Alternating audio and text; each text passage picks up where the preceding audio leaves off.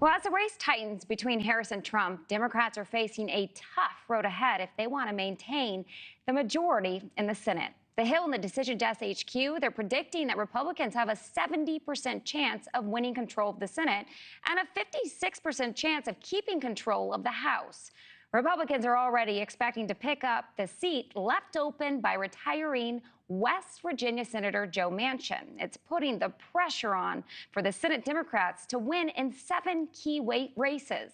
To break it all down for us, I want to go ahead and bring in Christopher Neiweem, policy analyst and founder of Arsenal Government and Public Affairs Group. Thank you so much for being here. So I know that Republicans are likely to take West Virginia. That would mean they only need 1 more seat to gain majority. Is there a path for the Democrats if they want to maintain Senate majority? Well, look, I mean, for both parties, it is time to play to win. They can't play not to lose. They have to go and they have to play to win.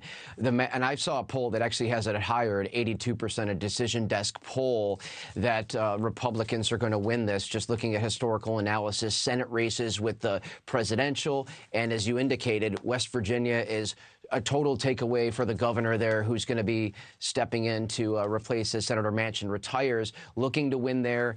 And we have 13 of 34 seats up. 8 of 10 are competitive. Those are the battleground ones we're looking at.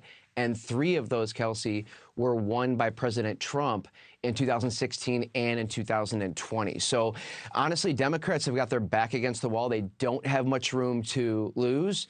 And the presidential race will influence voter day turnout. And there's some other things on the presidential side that remain to be seen, but this is strong math favoring Republicans, and Senate Democrats are going to have a challenge here. Well, we also know that Montana and Ohio Senate races are must-wins for Democrat. What are the challenges in those races? Right. So Montana is really interesting. So we have Senator Tester, who's a Democrat in a largely Republican state, who's had a lot of support, kind of moderate his relationship with farmers, his ability to deliver on issues. I worked with him when he's serving on the Senate VA committee on a lot of veterans issues.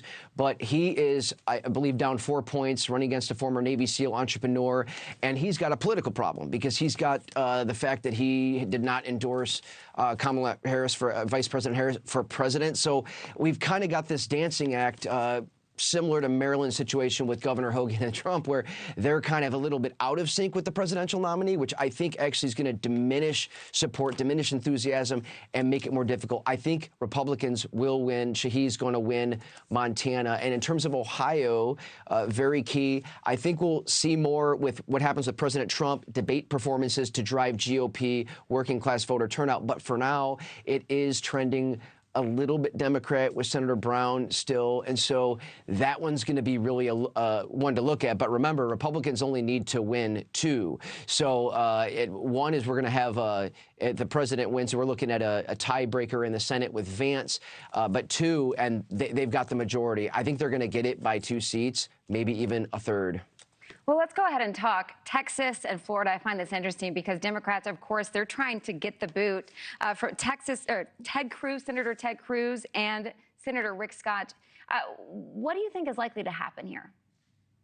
I think they're both going to win. It's trending that way. You look at a state like Florida that's had a lot of strong performance by a governor with mask mandates, with getting repairing bridges, just key delivering for the folks type of issues, and they're pulling ahead. Senator Cruz, strong positives, strong negatives. You know, it was a closer race last time around, but again, I think just the staying power, just that conservative heart of Texas. They've just been so key on conservative issues around gun ownership and things of that nature. I predict he wins. Those are kind of lean. And there's a whole bunch of races, it's probably not worth our time to talk about, that are either strong Republican, strong Democrat. We're really not looking at those. It's these we're discussing here, the real purple battleground.